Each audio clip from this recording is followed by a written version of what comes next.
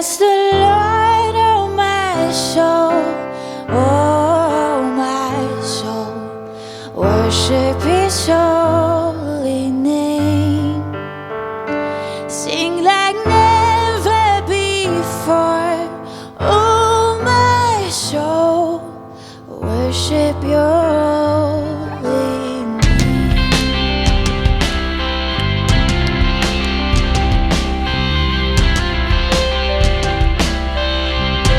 The sun comes up, the sun comes up. It's a new day dawn.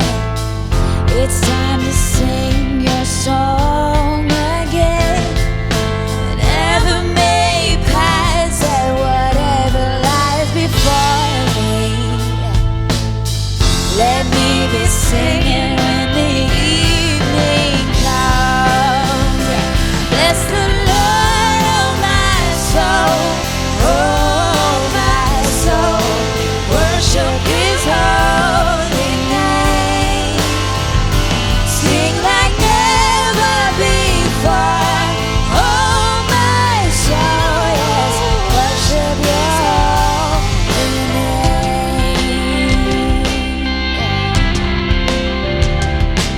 You're rich in love and you're slow to anger.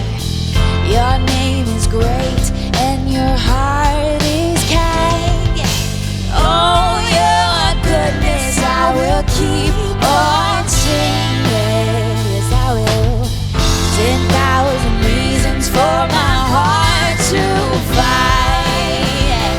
Bless the Lord, oh my soul, oh my soul. Worship His holy name. Sing like never before, oh my soul. Worship Your holy name.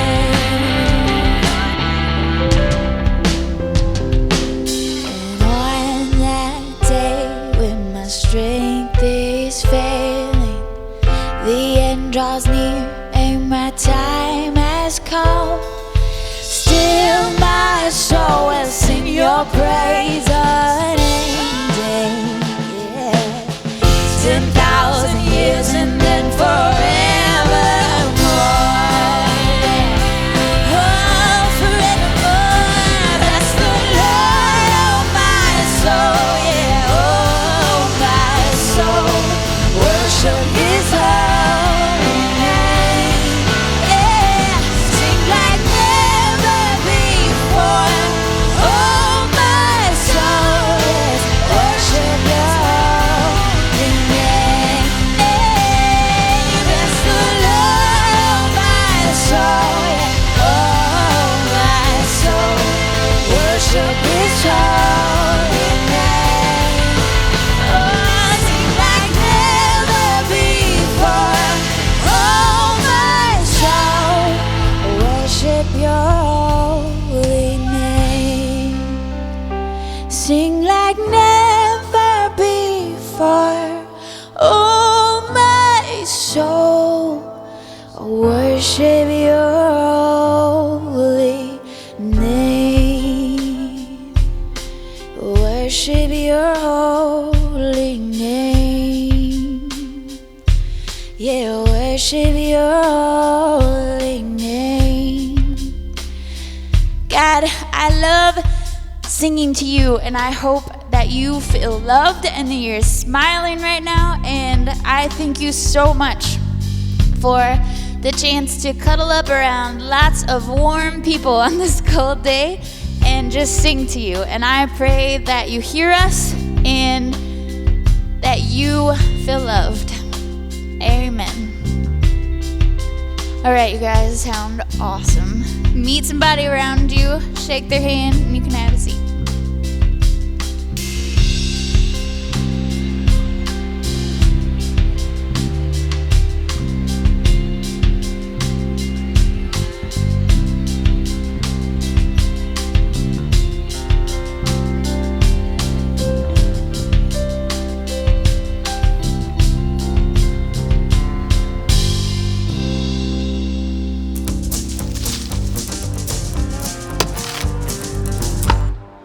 I'm Andy Lay, and this is Dude Skills. Dude skill number 2, chopping wood. Let's do it. First thing you're going to want to do is find the right tool for the job. This is your standard long axe. This one should measure about from the tip of your finger through your arm to your armpit. Any longer and you're going to be swinging way too far out, any shorter and your shins are gone. Also, you want to make sure you have the right head. This is perfect for splitting. It's a large blade and good weight. So this is how you grip an axe. You're going to put your less dominant hand towards the bottom and wrap it around the knuckle of the axe handle. Then you're going to put your more dominant hand up towards the top near the head and make sure you have a good firm grip with the axe blade pointing away from you. Second thing you're going to do is make sure that you're not swinging it like a baseball bat. Do not put your hands together when you're at the top of your swing. Make sure that your hands are separated. You're going to spread your legs out, shoulder width apart, and you're going to come down with the blade, and it's going to come right straight in front of you. And as that motion comes, you're going to begin to slide your dominant hand down, point the blade down towards the ground, and keep the handle parallel to the ground. And that's the proper way to chop wood.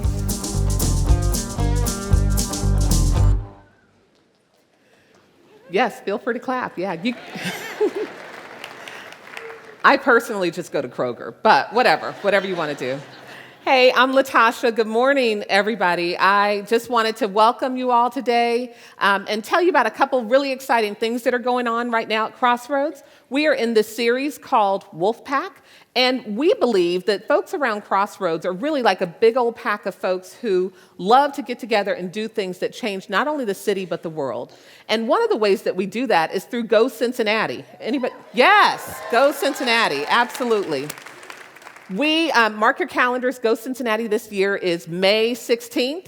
And right now, we are looking for leaders. So if last year we had 450 projects, we had over 8,000 volunteers. This year, we're going to have 500 individual projects, and we need 500 volunteer leaders at least. So if you're interested in that, if you have skills painting, if you can chop wood like Andy, like whatever, we need you to sign up to be a volunteer leader. Sign up deadline is February 23rd, so please make sure you do that. I totally encourage you to do that. We also have a great opportunity, and it's hard for me to even think about it because it's so cold outside, but we are starting sign-ups for Go NOLA. Go NOLA happens in the summertime, and yes, feel free to clap, absolutely. Love Go NOLA. That's actually one of the first ways that I got engaged at Crossroads when I started coming around. That was the first thing that I did is I went to New Orleans, and we normally we'll have about 220 people in July that will go out to New Orleans and serve that community that has been ravaged through Hurricane Katrina. We partner with amazing organizations like Habitat for Humanity. This is the eighth year that we've done it. And again, feel free to sign up. The deadline, again, is February 23rd. Something about that date is really important around here. So go online, sign up for Go NOLA. This year, actually this month, instead of doing last Wednesday services, we're going to have Ash Wednesday services. And that's going to be this coming up Wednesday. So if you show up the last Wednesday of the month for last Wednesday, we won't be here. But if you come this Wednesday for Ash Wednesday services right here in the auditorium at all of our campuses, we will have services for you. It's an opportunity for you to pray and reflect. It takes about 10 minutes. It's kind of like a mini prayer experience for those of you who are familiar with that. We'd encourage you to come, bring your children, 6th grade and above. We won't have childcare, so anybody younger, it might be a little difficult for them to manage. So we ask that you just bring your middle schoolers. And finally, this is our opportunity to be generous. We believe that if we pool our resources around here, we can do amazing things. It fuels things like Go Cincinnati, Go NOLA. And if you're new around here, there's no better time to jump in. You can give a couple of different ways. There will be a little disc that comes by in a little bit. Feel free to drop money in that. You can also give money at crossroads.net/give. And we also have a giving app. So I encourage you to jump right in if you're new around here. And while we're taking up our offering, I'd love for you to look at this video that shows what happens when a wolf pack comes into an ecosystem and how they can change not only the ecosystem, but really the world. We're so glad you're here.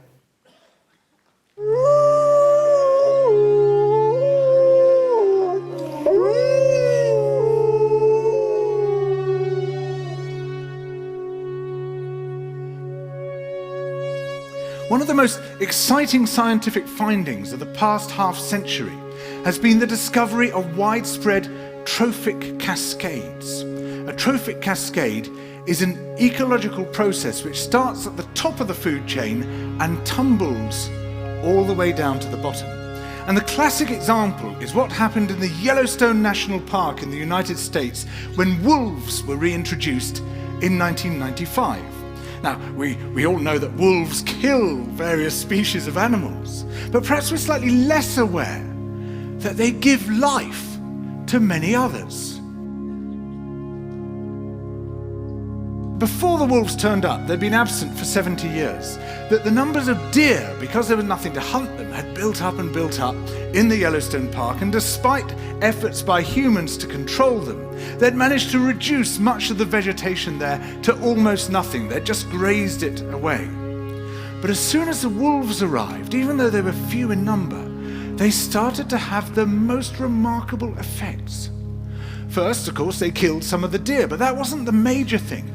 Much more significantly, they radically changed the behavior of the deer. The deer started avoiding certain parts of the park, the places where they could be trapped most easily, particularly the valleys and the gorges. And immediately those places started to regenerate. In some areas, the height of the trees quintupled in just 6 years. Bare valley sides quickly became forests of aspen and willow and cottonwood. And as soon as that happened, the birds started moving in. The number of songbirds and migratory birds started to increase greatly. The number of beavers started to increase because beavers like to eat the trees. And beavers, like wolves, are ecosystem engineers. They create niches for other species. And the dams they built in the rivers provided habitats for otters and muskrats and ducks and fish and reptiles and amphibians. The wolves killed coyotes, and as a result of that, the number of rabbits and mice began to rise, which meant more hawks, more weasels, more foxes, more badgers. Ravens and bald eagles came down to feed on the carrion that the wolves had left. Bears fed on it too, and their population began to rise as well, partly also because there were more berries growing on the regenerating shrubs. And the bears reinforced the impact of the wolves by killing some of the calves of the deer. But here's where it gets really interesting. The wolves changed the behavior of the rivers. They began to meander less. There was less erosion. The channels narrowed, more pools formed, more riffle sections, all of which were great for wildlife habitats. The rivers changed in response to the wolves. And the reason was that the regenerating forests stabilized the banks so that they collapsed less often, so that the rivers became more fixed in their course. Similarly, by driving the deer out of some places and the vegetation recovering on the valley sides, there was less soil erosion because the vegetation stabilized that as well.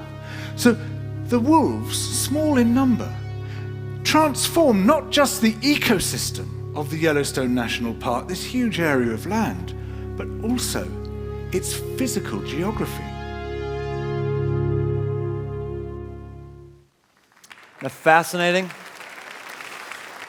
And here's why we showed that clip. It's not because the series is called Wolfpack, but it's because just as the absence of wolves negatively impacted Yellowstone, so the absence of men is negatively impacting our culture.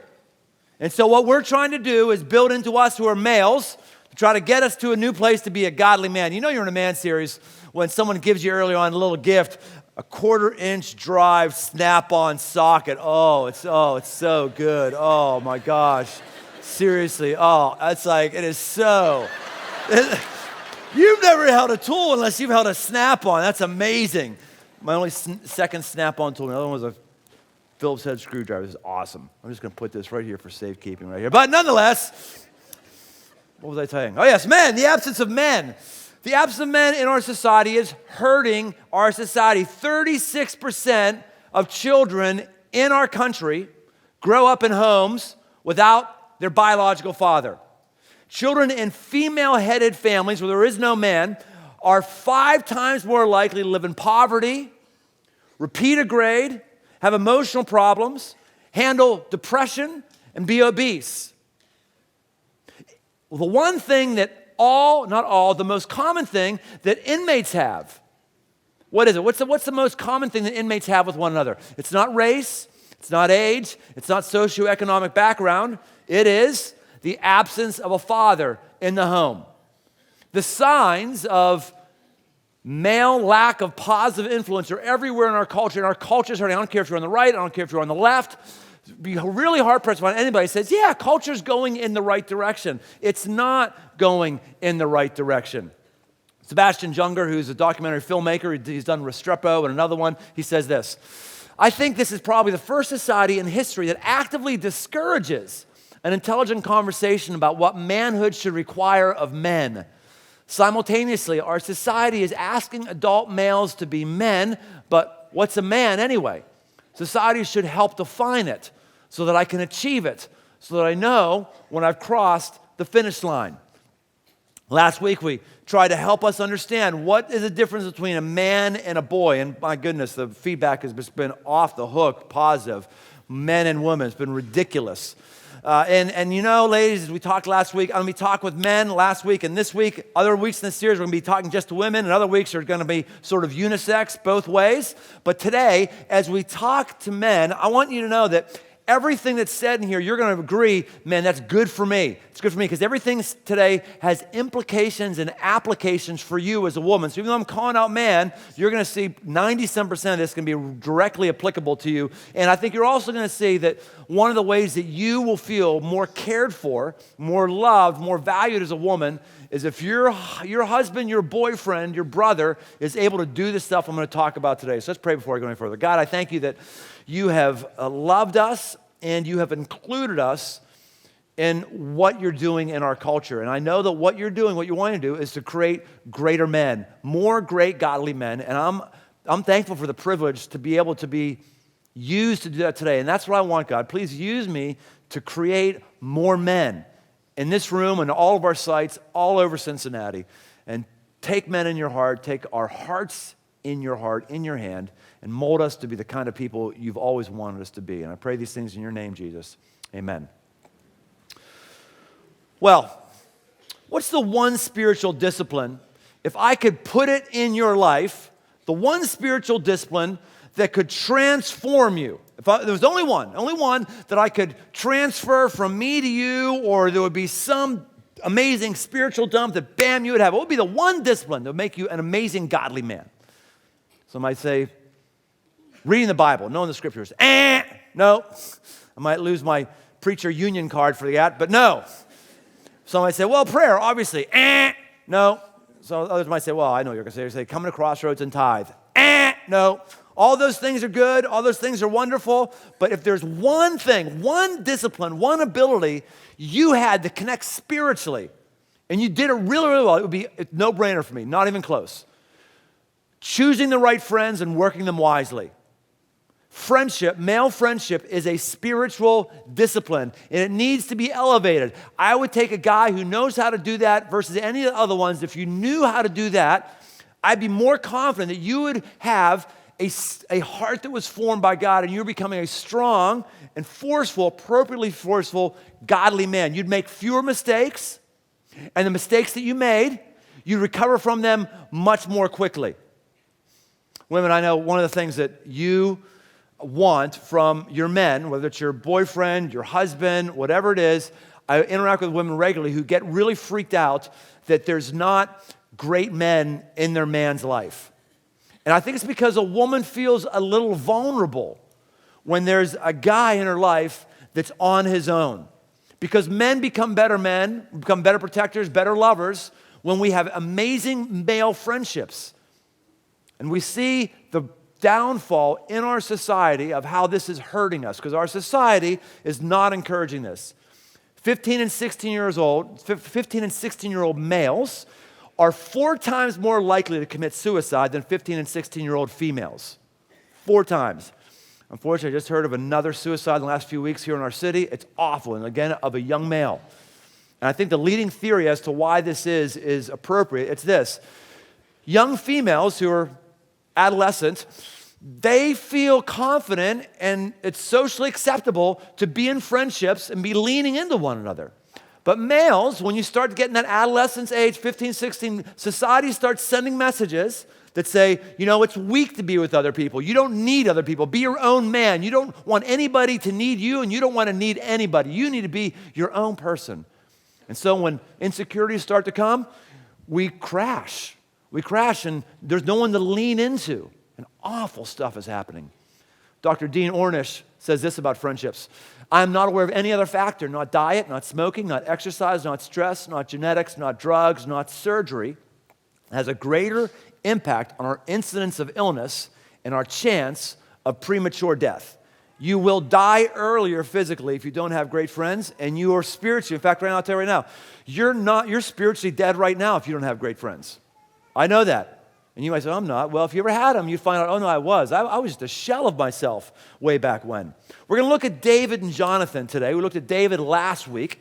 David was an amazing warrior, and he was also an amazing friend. He had amazing friends. One of them is Jonathan. Let's take a look at how this friendship is described in one verse in the book of 1 Samuel. It says, as soon as he had finished speaking to Saul, this is Jonathan and his dad Saul, the soul of Jonathan was knit to the soul of David, and Jonathan loved him as his own soul. And Saul took him that day and would not let him return to his father's house. And then Jonathan made a covenant with David because he loved him as his own soul. And Jonathan stripped himself of the robe that was on him and gave it to David and his armor, even his sword and his bow and his belt. Now, what's happening here is Jonathan is Saul, who's the current king of Israel. He's his offspring. So culturally, when Saul's gone, Jonathan is supposed to be the next guy. But we saw last week, David has been anointed. You're going to be the next king of Israel. And there's this holding pattern. Saul doesn't even know about this, or if he does, he's trying to ignore it at this point. Jonathan recognizes that David is the guy, and Jonathan is so close to him friendship-wise, he takes off his royal vestments, the things that signify that I am royalty, I'm next in line, and he gives them to David. This is an act of selflessness that male friends can do when they're on top of their game. And we're not doing this, guys, because our culture isn't encouraging and let us really know what healthy male friendships are. Now, women are better at this naturally. Ladies, you're better at this naturally. A couple decades ago, there was a book out that, I don't know if you've read it or not, it's called Men Are From Mars, Women Are From Venus. You ever heard that book? Yeah, in it, there's a key line. It says, women go to lunch and men go to their cave. Men go to their cave. And that book was saying, understand your man, he just has to go off by himself and stare in the cave. That's kind of the way the women kind of gab. And it's true, women are naturally better relationally and friendship-wise, generally. As I said last week, I'm not going to caveat everything I say today. Just go with it, okay? Men, we're going to our cave, but we shouldn't be going to our cave. It's not causing us to be the kind of strong men that we should be. So when a woman speaks about friendship to a man, often does it the way this woman does in Salon.com, talking about the suicide rate of young males. Here's what she says. To be close friends, men need to be willing to confess their insecurities, to be kind to others, have empathy, and sometimes sacrifice their own self-interest. Real men, though, are not supposed to do these things. Always amazes me when women try to tell a man what a real man is. I mean, it's like, she's right and she's wrong. She's right about the whole friendship thing, but then, like, man, you need to confess your insecurities to one another. You need to have empathy for one another. That's what you need. Just be more like a woman. That's exactly what you. No, it's not what you need. No, absolutely not. In fact, men don't talk this way. Hey, can I confess to you my insecurities? Oh, I hear you, friend. I have empathy with you. I am empathetic for you. Men friendships look different than female friendships. They do.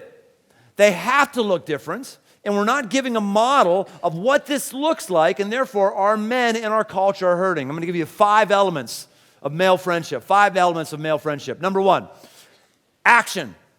Action. Men who are friends with other men are doing active things, activities. activities. I've got all this space with these activities up here. Look at all this space. Activities. Who remembers that movie? What movie is that? Step Brothers. Yes, exactly right. Which, of course, is a funny movie, but yet another example of how our culture exalts boydom, right? So many funny movies about that, but I love that whole activity line. That's an amazing one. David and Jonathan were bonded together because they did action-oriented things together. They did activities that were drawing them together. Last week, we saw that David was an amazing warrior. Jonathan, in his own right, was a pretty intense warrior. In the book of 1 Samuel chapter 14, it says this: at that first strike which Jonathan and his armor bearer made, they killed about 20 men within, as it were, half a furrow's length in an acre of land. And there was a panic in the camp, in the field, and among all the people. The garrison and even the raiders trembled. The earth quaked, and it became a very great panic.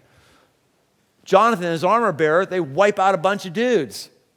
David, as we saw last week, he took off 200 foreskins.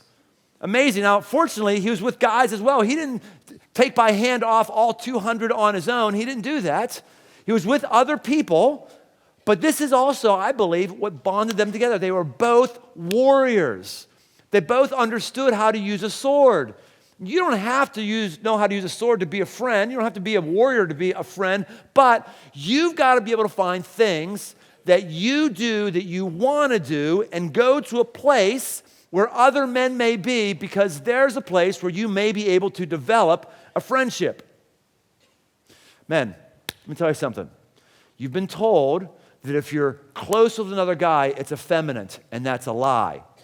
Our culture has told you that you don't need anybody else if you're strong enough, and that's an utter and complete lie.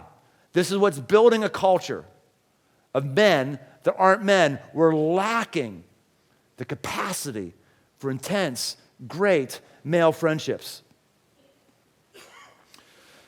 Women, men's friendships work differently. You're going to find that men are oftentimes going to be doing physical things and taking risks together. If you're married to a man, I encourage you, if you want to have great friends, endorse somehow in the budget being able to allocate money for man stuff with friends. It's important. I'm telling you, if your man is not around other men, and it's only going to happen on activities, and unfortunately most activities take money, he's not going to have a great, great friendship. Young males in our country are 6 times more likely to die than young women in our country. Why is that? It's because young males have the capacity and desire to take risks that young females don't. I remember when I was a kid, I had great friendships when I was a kid. Why? Because we were always out doing stupid stuff together. We were out doing activities together, blowing up mailboxes with M80s. I can't believe I have all my fingers. It's beyond me that I have all of my fingers. Making tree forts, going back in woods and having a scrummage in our dad's basements to find wood and nails. And you know what happens with that? Therefore, you're trying to make sure the steps are as far apart as possible, and you're stripping the wood down the middle so those things are, where you're saving wood for future steps. And we didn't have a lot of nails, so it's like one nail a thing. No kidding, I can't believe that more of us didn't die. So we're climbing like 30 feet up to treehouse and stuff like that, riding our bikes no-handed, going over jumps, breaking ribs, breaking my finger, and people are like, what's your finger? Broken, breaking all kind of weird stuff. Boy, that had a really odd reaction.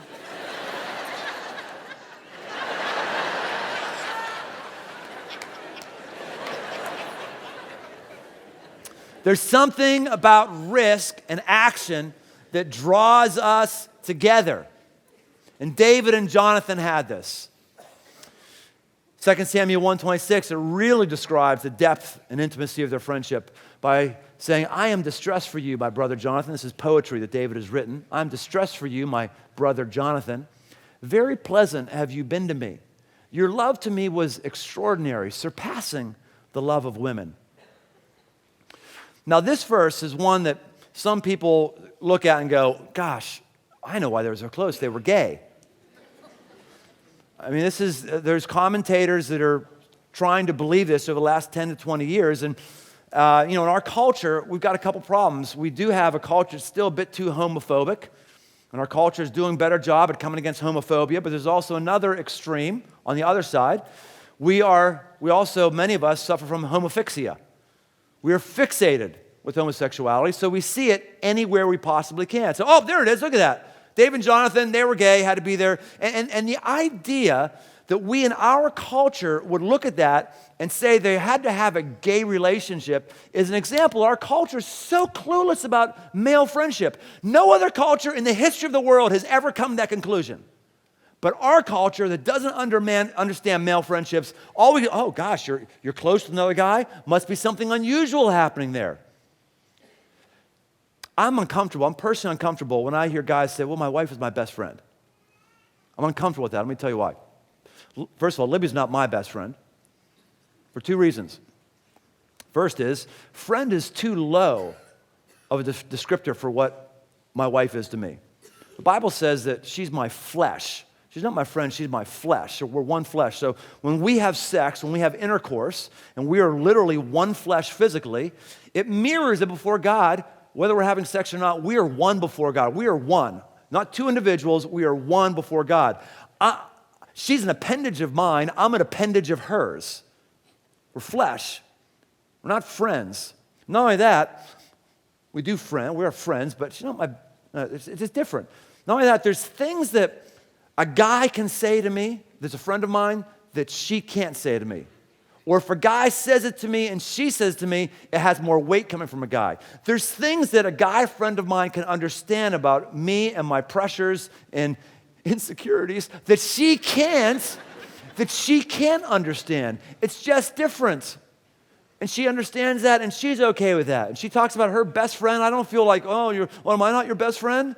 People who talk about their spouse, my background says when people talk about their spouse, their best friend, their husband, a man talking about his spouse being his best friend is because he doesn't have any great male friendships.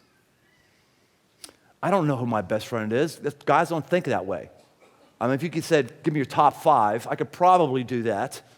Definitely do top 10. I can't think of, best friend. We're different. There's something different about our relationships, but yet at the same time, we have to have them, and you've got to be able to have an activity that binds you together. When I first came to Cincinnati, the very first thing I did was find a place to play basketball. Why?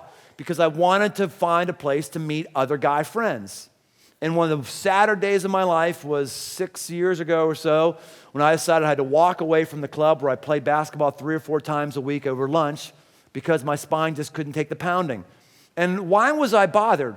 It wasn't because I was not going to be playing basketball any longer, though I do miss the days of getting my teeth caught on the net.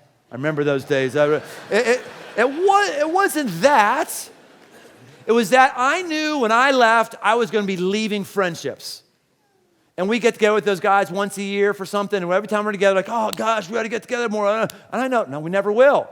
Because guys, if you're not doing something with somebody else, you will not be friends with somebody else. That doesn't work that way. I got 3 sectors of my life. Some people was like, man, I'd like to spend more time with you. And I'm like, unless you're in one of 3 sectors, I'm just not going to be able to spend more time with you. I'm friends with a lot of people who aren't in these sectors. But for me to have intentional friend time, you've got to be in one of 3 sectors of my life. We're doing the same actions. You've got to be on staff at Crossroads. You got to be a young entrepreneur who we're strategizing and planning with how to build into entrepreneurs around our city. Or you got to be an adventure motorcycle riding, going across states and camping for 10 days straight and being on dirt. This group of guys I got like 5 years ago in large part because I had to replace the basketball. You might sit in here right now, guys, saying, I don't know what I'm going to do. You can get there really quick. You can. You just got to figure out what is it that you like to do and where can you go where other guys are. I don't know what it is. Maybe it's golf and geeking out on golf. It was a guy, last service I know, a friend of mine, he's big into model railroads. And dudes come over and they do these activities, railroads. Or maybe it's knitting. I don't know. Maybe you like fine motor skills and you're like, ooh, you get into some Zen-like. I don't know. You're not going to find any other guys to do it with you, but maybe that's what it is. I don't know what, honestly. No judgment on what it is. I'm just telling you, man, if you don't find something that's action-oriented, you're not going to get friends. Maybe this is part of why Man Camp sold out so quickly. gosh. Trying this thing called Man Camp, registration up at 6 a.m. 70 seconds later, 500 slots were gone. 70, this isn't like people hoarding free tickets. 70 seconds later, dudes put in credit card numbers and paid. 70 seconds. We have a waiting list of over 600 right now.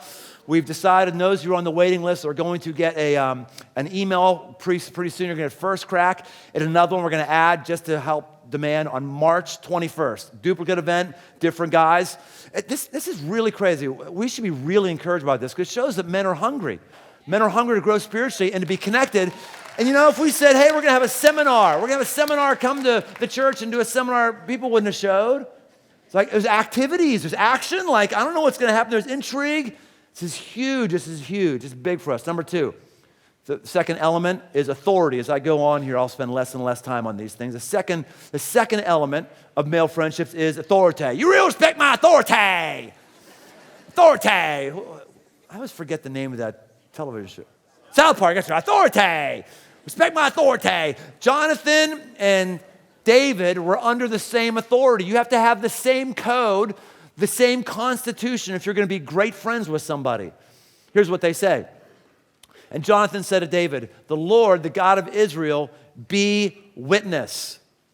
The Lord, the God of Israel, be witness. In other words, he's our witness. He's watching us. So whatever he wants, that's our authority.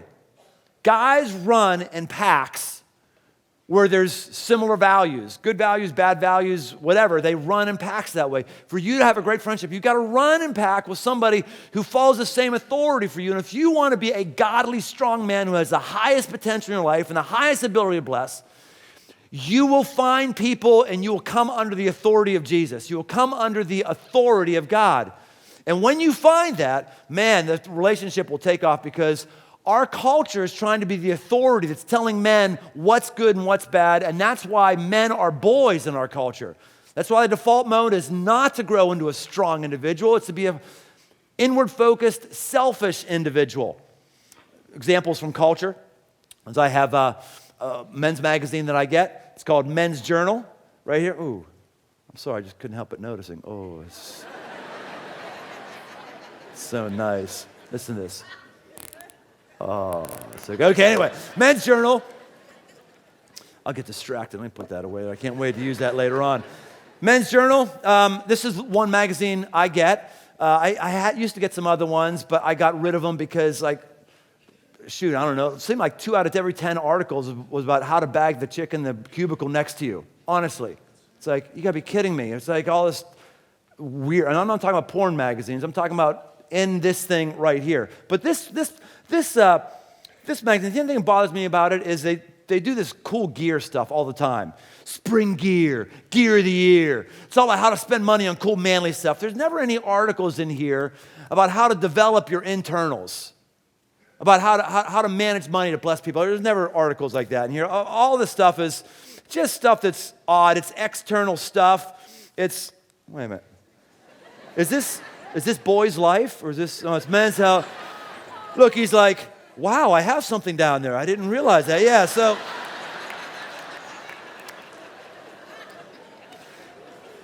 Externals, all externals, or taking advantage and objectifying women. That's the standard. The pretty little thing between the sheets. GQ, all about outside. These are all boyish things. They're all about externals. You know, what did we learn last week? When David was chosen, Samuel was looking at the bigger, older, better looking guys, and what did God say? God says, man looks at the outward appearance, but God looks at the heart. You never see anything in these authorities about building your inner world, about building confidence and serving and sacrificing others, about being generous, about being able to be in a minority in a way that's honorable and strong. You never see that. Because the authority of our culture is telling us, no, you don't need anybody. You need to just be on your own. And in fact, we have this myth in our society that if you're alone, you're really strong. What you ought to be is you ought to be a lone wolf. What if a wolf says, you know what, I don't like this community stuff. I don't like this team stuff. I don't need anybody. I'm just going to be on my own. That's the worst thing a wolf can do. There's a lot of veneration in human society about the lone wolf. Actually, the lone wolf is nature's beggar. The lone wolf is the one that needs to make do with the least, and without the aid of being within that pack, number one, doesn't have the opportunity to breed, which is the most important thing in pack life. Number two, he has to do everything on his own. So he is limited by the type of animal that he's able to go after size-wise, for instance. He's limited by the fact that he can only stalk up really, really close to try and ambush something. He can't actually have a flanking attack, which is one of the wolf's specialties. And I'll add to that too, and I had said that earlier, he has two options really, is to leave the pack and start his own pack.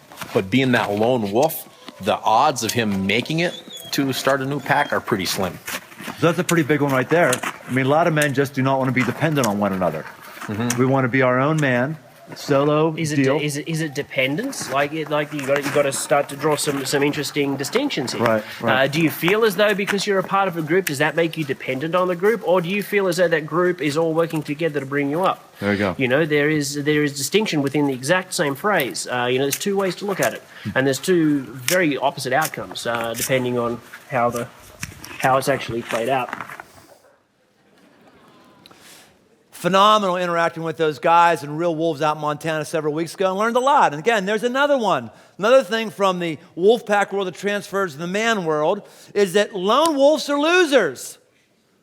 Lone wolves don't eat as much. Lone wolves are weak.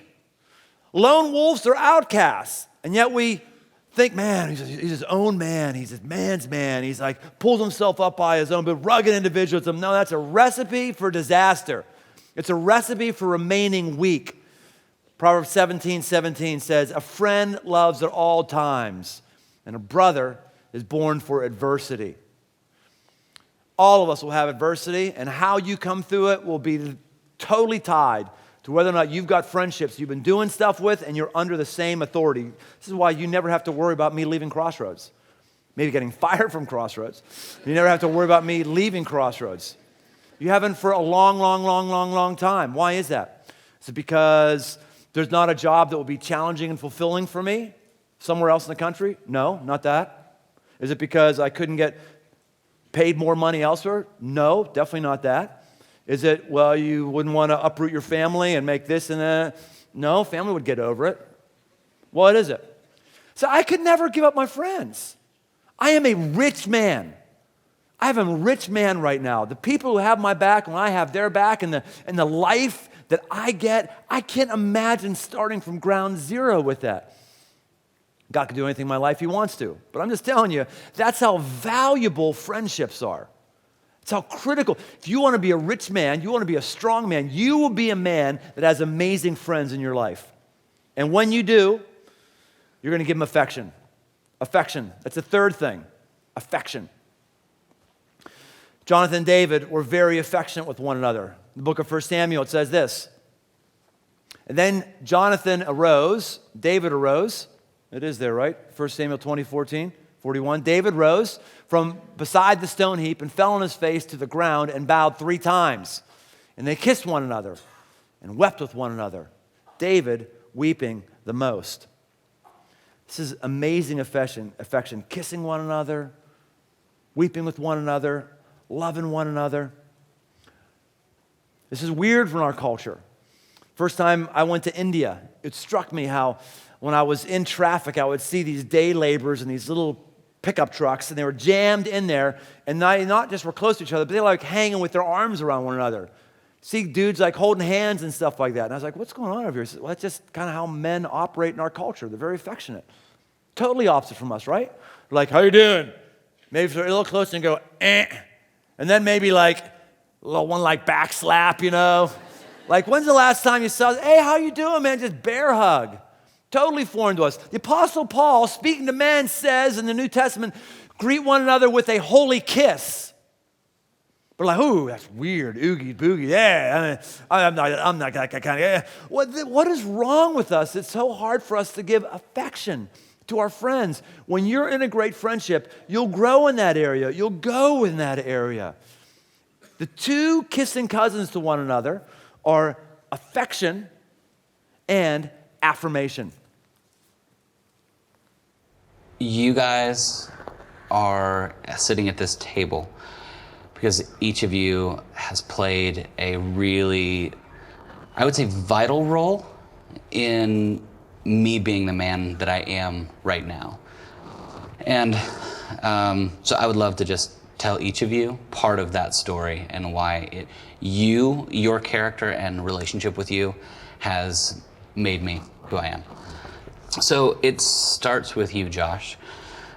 Before being in a relationship with you, I had a deep relationship with you, not just playing music together, but actually sharing life together. I don't know that I knew what it was like to be safe. It was safe with a peer. You know, I felt safe from like a father figure, but not safe from someone who I would sort of be shoulder to shoulder with. And I had a novel's worth of secrets when I showed up here, things that I'd never told anybody. And you gave me permission to not be perfect. It was so freeing. So I am thankful you're in my life. Thanks. Andrew, I think it's Proverbs 27:6 that says, faithful are the wounds of a friend, but profuse are the kisses of an enemy. And I feel like one of the things that you have done consistently, you've come to me and you've said, Robbie, I think you're out of line. I think you're disrespecting your wife. I don't see you laying your life down for your wife the way Jesus lays his life down for the church.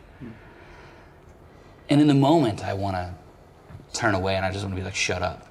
You know, I don't need to hear that from you. Who are you? Like I know all your crap. You're no better than I am. And in the next breath, I have to go, I'm a better husband. I'm a changed father and friend because of the way that you have interacted and you've laid your life down for me. So, thanks. Phil, I am thankful that I'm in a relationship with you because of how different you and I are. The way that you lead is so intentional and so deliberate. Just like Josh and Andrew, when we first met, one of the things you said was, I would really like for us to get together and for you to know my story and for me to know your story.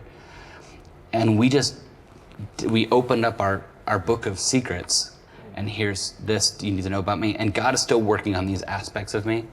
And you instantly gave me permission to speak. You instantly said, look, if you see something in my life that is not congruent with the things that I say I believe, and all of you guys have that, I look at you to wound me for all the right reasons. And if you stop doing that, I will go off course. I will wander into whatever pleases me in the moment. I will drift off course. So again, I give you permission to keep saying, I love you, and this is what I see going on in your life. It's good stuff. That's good man talk right there. Now, Robbie is practicing these elements of male friendship in doing that. And one of the things he was calling out was another element, accountability. Accountability. He told them, if you see something in my life and you want to call it out, call it out. That's another element, accountability. I have my wife's, what she calls her best friend, her husband is a good guy. I would call him a friend of mine, but he's not like inner circle friend because he's not in one of those three sectors that I have action in. But he's a good dude. Whenever I'm around him, I like him, and we would count one another as friends. Well, Lip said, hey, why don't we go out to Matt Mary's? They got a place on the river over New Year's, and we'll sleep over, and then Matt's going to go duck hunting the next morning. You can go with him if you want to go with him. I was like, I don't know. I'm not a big hunter guy, but Matt says, hey, I got a license for you. Come and do this. It's going to be fun. I'm like, Art's going to do it too. I'm like, okay, why not? That's fine. I'm not a big hunter guy. I mean, I'm good to kill things every once in a while, but I'm not like hunting is not like my thing. I think I've been like once, maybe twice in my life before this. Well, Matt's into it, man. I mean, his friends all hunt. That's what they do. And so we got to get up early in the morning. It's like 10 degrees on New Year's Day. We got to get out there before the sun comes up because we got to get ready because he said ducks are stupid at sunrise. So we just got to be out there ready for them. So we get in this metal boat, and I've got everything I can possibly have on myself. I'm like a Stay Puft Marshmallow guy. It is freaking freezing out there. We go down, and Matt pulls out these decoys, these fake geese and ducks, and we start throwing them over. Each one of them has a little anchor on them. They're anchoring in the bottom of the river.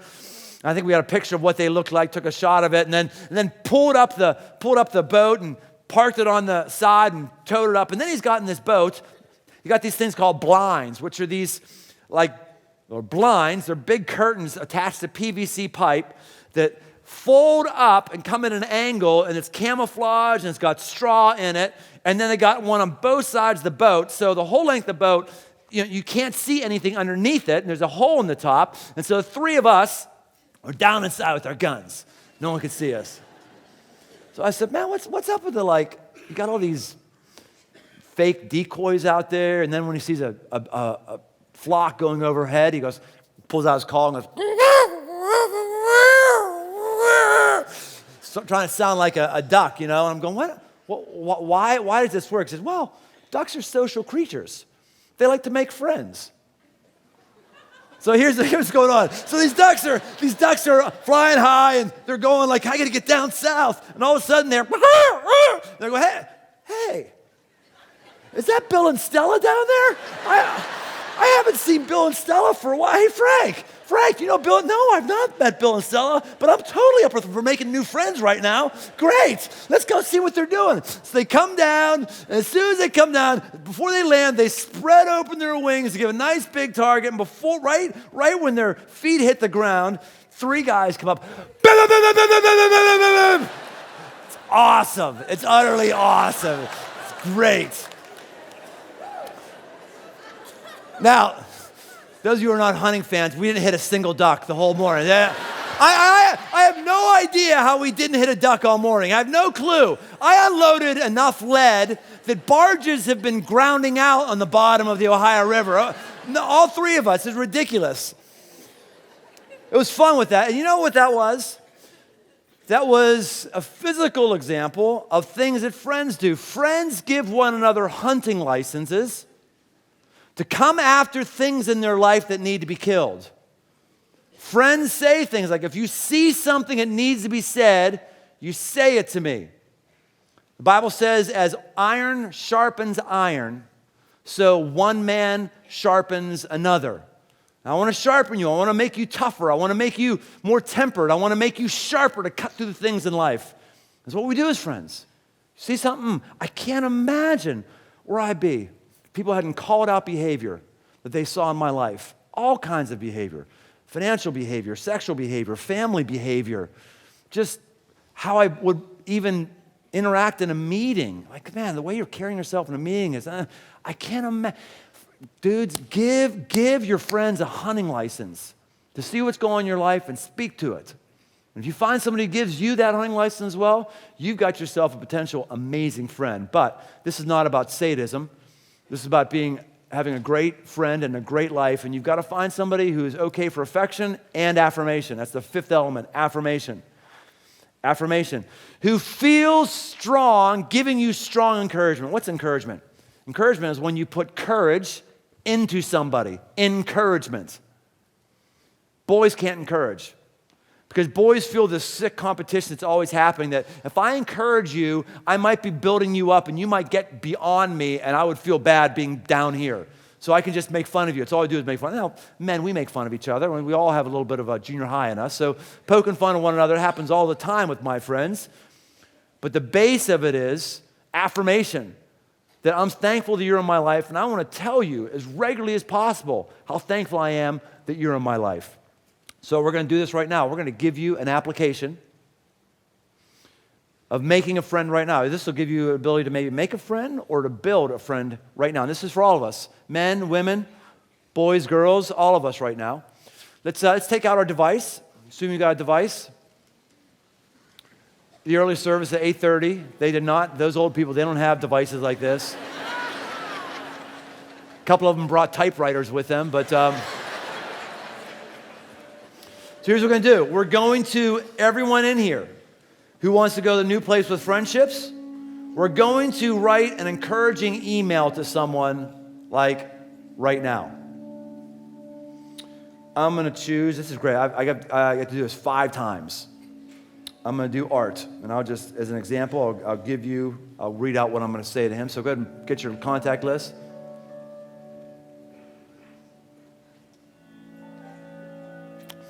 Art,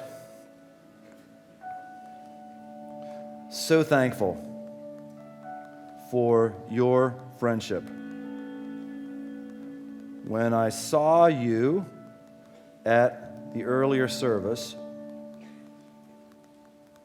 it was like counting my blessings. To have a great friend for, 18 years. From basketball to riding is priceless. I'm thankful for your impact on my life. I love you.